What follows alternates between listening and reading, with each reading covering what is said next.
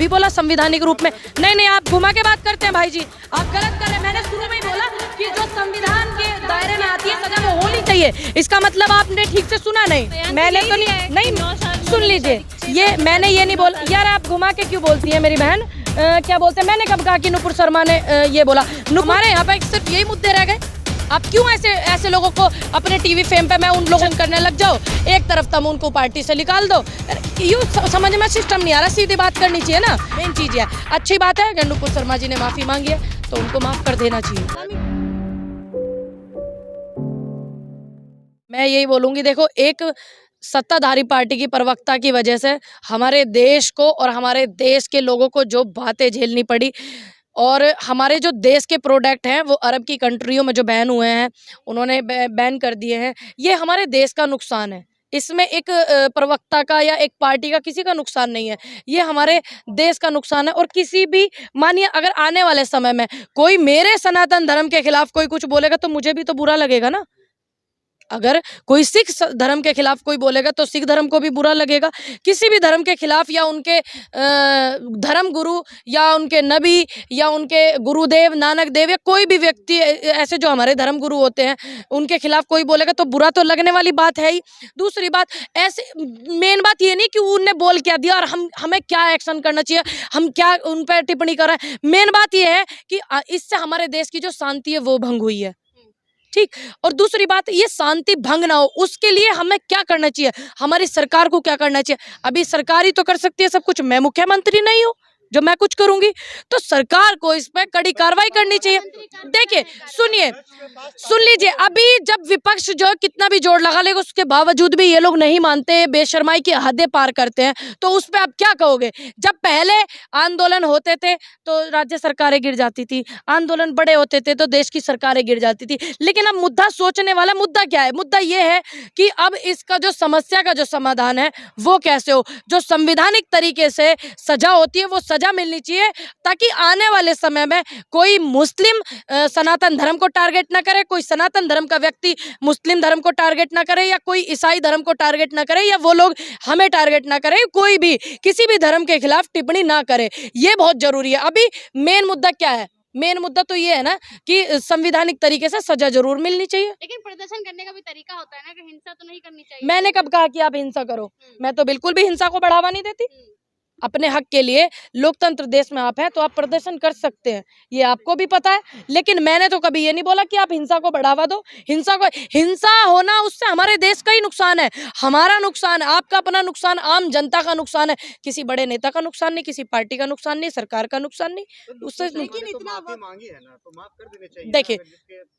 देखिए अगर माफी मांगी है अच्छी बात है, देर आए दुरुस्त आए, माफी मांगी ये अच्छी बात है। अगर हमसे गलती होती है, हमसे भी गलतियां हुई हैं तो हमने भी माफी मांगी है, लेकिन आने वाले समय में सबसे पहले आप सत्ताधारी पार्टी को देखिए ना, सबसे पहले जब बैठ करके इनके प्रवक्ता धर्म के खिलाफ डिबेट करते थे, है ना, और ये जो दासने वाले उस पर इतना धर्म के खिलाफ वो किया गया, या और भी जो इधर से किया गया, तो ये नहीं करना चाहिए। आप ऐसे लोगों को टीवी पे, चैनल पे, वीडियो में क्यों जगह दे रहे हो। जो एक धर्म की बात है, आपको पता है धर्म की जब बात आएगी तो कोई भी व्यक्ति नहीं इस बात को वो करेगा, तो फिर ये हिंसा का रूप ना ले ले। मेन चीज है, अच्छी बात है अगर नुपुर शर्मा जी ने माफी मांगी है तो उनको माफ कर देना चाहिए। उन लोगों पे स्थायी प्रतिबंध लगा दिया है जिन्होंने नुपुर शर्मा के विरोध में रैली निकाली थी।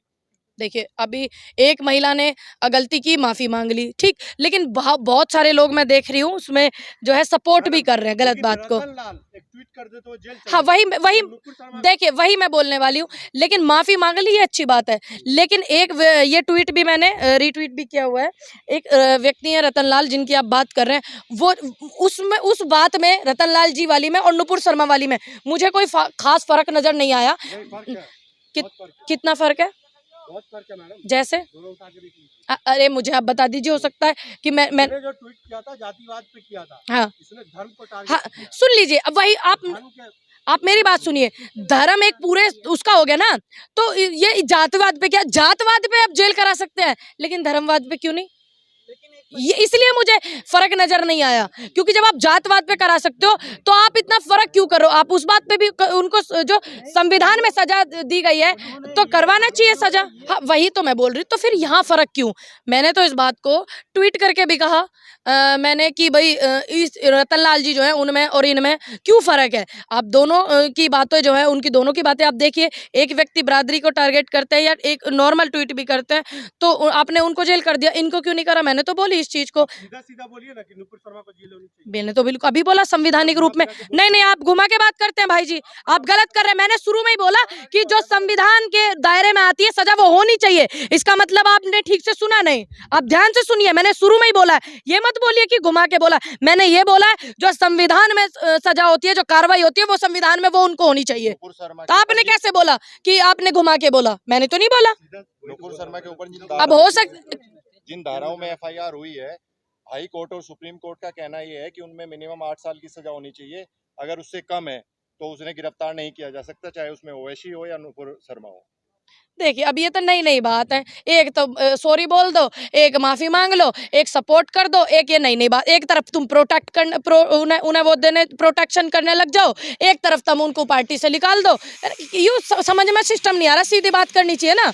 ये आपको जब पता है ये इतनी एक व्यक्ति ने एक बिरादरी को वो क्या कर दिया, एक ट्वीट क्या कर दिया, उसको जेल।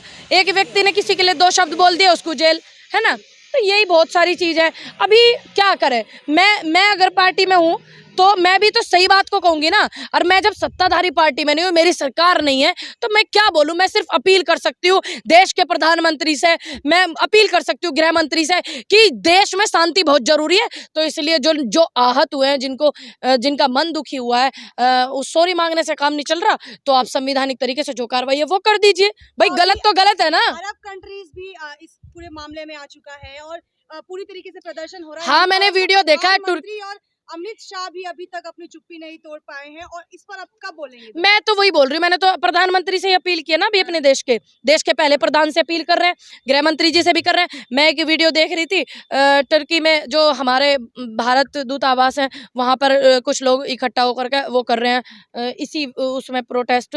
तो इस चीज़ को आप ज़्यादा क्यों बढ़ावा दे रहे हो? आप सरकार में हो, आपका काम है देश में शांति, आपका काम है दूसरे देशों में हमारे प्रति जो सम्मान है वो बना रहना चाहिए। सरकार का भी काम है, हमारा भी काम है कि हमारे देश का सम्मान बना रहनी चाहिए। क्यों जगह जगह हमारे देश की वो कराना चाह रहे हो? तो आप इस मैटर को खत्म करो, जो कानूनी कार्रवाई है वो कानूनी कार्रवाई करके। नुपुर शर्मा के बयान को कुछ लोग ये कह रहे, समर्थन दे रहे हैं ये कहते हुए कि जो नुपुर शर्मा ने बयान दिया है वो वाकई में उनके कुरान में लिखा है, तो लोग इसका आखिर विरोध क्यों कर रहे हैं फिर, जब उनके कुरान में ये बात लिखी हुई है? देखिए सुनिए, ये ऐसा नहीं है। मैं आज ही एक वीडियो देख रही थी, मैं मीडिया पे क्या मैं बोलूँ, कुछ देश जो हैं हमारे ठंडे मौसम वाले हैं, कुछ हमारे गर्म वाले हैं। तो सऊदी है जो है वो गर्म देश है। तो वहाँ पर हमारे यहाँ पे तो ऐसा है भाई, लड़कियाँ 18 साल तक वो होती हैं। तो उस ज़माने में ऐसा नहीं था। उस ज़माने में ये था कि अगर बेटियों को मासिक धर्म जो है 15 साल की उम्र में हो जाए, ठीक है, पीरियड, तो वो बालिग मानी जाती थी। लेकिन जब जो गर्म देश हैं उनमें 9 साल की उम्र में हो जाता तो बालिग मानी जाती थी। लेकिन 6 साल की उम्र में उनका विवाह होने के बाद, जिनकी हम बात कर रहे हैं, जो इन नबी हैं, उनकी जिनसे शादी हुई थी, आयशा जो थी, तो वो 6 साल की उम्र में उनकी शादी हुई थी। लेकिन जिसे हम गोना बोल देते हैं, मैडम तो 40 साल की उम्र में शादी की है। नहीं भाई, आप यहाँ यार भाई, कोई देखिए उनके ऐसे पहले ये नहीं था। आज 18 साल की उम्र में हमारे यहाँ पे ऐसा होता है कि भाई शादी होती है। लेकिन उस जमाने में, उस पहले जो था, वो 6 साल की उम्र में उनकी शादी हुई। लेकिन उधर क्या था, जब लड़कियों को पीरियड होते 9 साल की उम्र में उधर होते थे, क्योंकि गर्म देश था। तो उनकी माता जी ने ही उनके गोना, हमारे यहाँ तो गोना बोलते हैं, मुझे नहीं पता उनके यहाँ पे क्या बोलते हैं, तो वो उनको खुद ही बोला कि अब इनका गोना करके ले जाइए। तो उनके धर्म में या उस जमाने में जो चीज़ें थी, और जब लड़की जो है बालिग मानी जाती थी, तो उस पर मैं क्या कहूँ हूँ? आप बताइए। ये तो आपको भी पता है अगर आपने पढ़ा हो तो कि पहले यही सिस्टम था जब बेटियों को जब नुपुर शर्मा ने जो बयान दिया वो सही है क्योंकि उन्होंने नहीं बयान मैंने तो दिया है कि नहीं 9 साल में सुन उन्होंने लीजिए शादी- 6 ये साल में मैंने शादी ये की, नहीं 9 बोला साल में यार आप घुमा के क्यों बोलती हैं मेरी बहन क्या बोलते हैं मैंने कब कहा कि नुपुर शर्मा ने ये बोला नुपुर शर्मा का जो बयान है आप वो देखिए मैंने ये नहीं बोला आपको मैंने ये बोला है कि अगर उनके यहाँ पे बालिक है उनके यहाँ शादी करना है तो उसमें हमें टिप्पणी क्यों करनी 2 बिलियन 2.5 बिलियन के करीब लोग हैं जो मोहम्मद साहब के उन पे चलते हैं उसूलों पे उनके उसूलों को मानते हैं तो हम उन पे टिप्पणी क्यों करें जो चीज हो गई जो चीज उनके उसमें सही थी ठीक है जो एक व्यक्ति 53 साल की उम्र के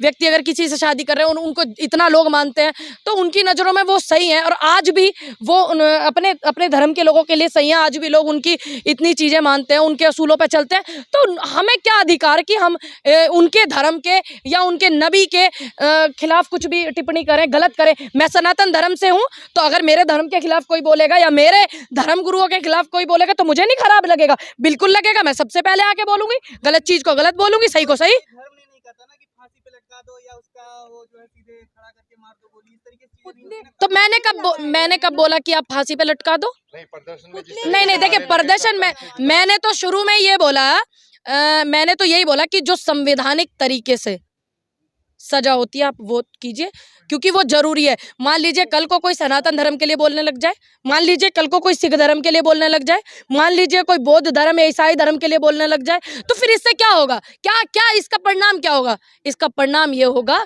कि देश में हिंसा होगी और हिंसा किसी भी चीज का समाधान नहीं है आप ये मेरी बात समझिए दूसरी बात हमारे यहाँ पे सिर्फ यही मुद्दे रह गए आप क्यों ऐसे लोगों को अपने टीवी फेम पे मैं उन लोगों को बोलूंगी जगह देते हैं जो धर्म के खिलाफ बोलते हैं या ऐसी चीजों के खिलाफ बोलते हैं जिससे देश में हिंसा हो जिनसे देश में हिंसा हो जिन बयानों से उन चैनलों को अपने कैमरे पे उनको जगह ही नहीं देनी चाहिए कि कितने मुद्दे हमारे देश में अब आप देख रहे हैं 2014 के बाद से तो वही ना इन्होंने पहले मौका दिया सत्ताधारी पार्टी को मौका दिया फिर जिन्होंने बयानबाजी की फिर उनको जेड सुरक्षाएं दी गई ठीक फिर तो इन चीजों से ही चीजें बढ़ गई हैं और आप परिणाम आज आपके सामने है डिबेट ये लोग हिंदू मुस्लिम पे करते हैं बैठ करके क्यों करते हैं मैं तो सभी को बोलूंगी हिंदू मुस्लिम पे जो डिबेट करते हैं क्या आपको बेरोजगारी पे डिबेट की इन्होंने कितनी बार डिबेट की इनकी तरफ से क्या इन्होंने किसान आंदोलन पे डिबेट की किसान इतना अभी देखा नहीं एक बेटी को एक बाप कंधे पे उठा करके ले जा रहा है मरी हुई बेटी को उसको एम्बुलेंस स्ट्रेचर भी नहीं मिला उस पर डिबेट की इन्होंने एक हाथरस कांड इतना बड़ा हुआ था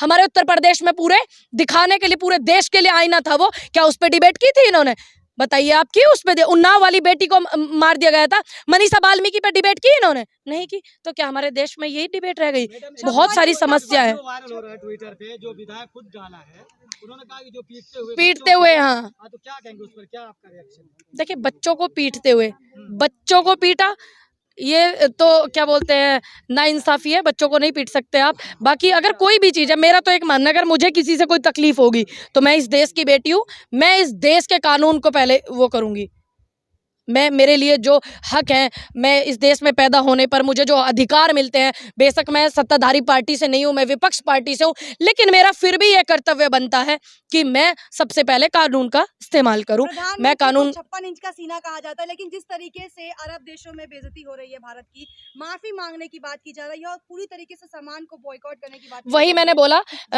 हमारे जो प्रोडक्ट हैं उनको बैन कर दिया गया अरब की कंट्रियों में और ये भी बोला गया कि हम जो है जहाँ यहाँ पे हमारे भारतीय जो काम कर रहे हैं बाहर अरब के देशों में कि इनको अब यहाँ पे काम करने नहीं दिया जाएगा तो मेरा अनुरोध है बहुत ज़्यादा अरब की कंट्रियों से कि आप इस बात को बिल्कुल ना भूलें कि हमारे यहाँ पर जो आपके यहाँ आपके देश को जो डेवलप करने में हमारे भारतीयों का बहुत योगदान है और ऐसे लोगों के बयानबाजी आप ये समझिएगा कि कोई मूर्ख है और ऐसे लोगों ने जो किया मैं समझती हूँ कि आपको बहुत ज़्यादा आहत हुआ है और आप हमारे भारतीय भाइयों की इस बात को नज़रअंदाज मत करिएगा कि आपके देश को हमारे लोगों ने भी डेवलप किया किसी ने वहाँ काम करके मिस्त्री का किसी ने वहाँ कुछ करके गाड़ी चलाकर किसी ने पढ़ाई लिखाई करके किसी ने इंजीनियर बन करके तो आप इस चीज़ को नज़रअंदाज मत कीजिएगा मेरा आप सभी से यही अनुरोध है और आप हमारे भाईचारे हैं आप तो आपको पता ही है कितना अरब के देशों से हमारे देश का लगाव है आपको भी पता है खबरों में बने रहने के लिए फोरम 4 को सब्सक्राइब करें और नोटिफिकेशन पाने के लिए बेल आइकन दबाएं।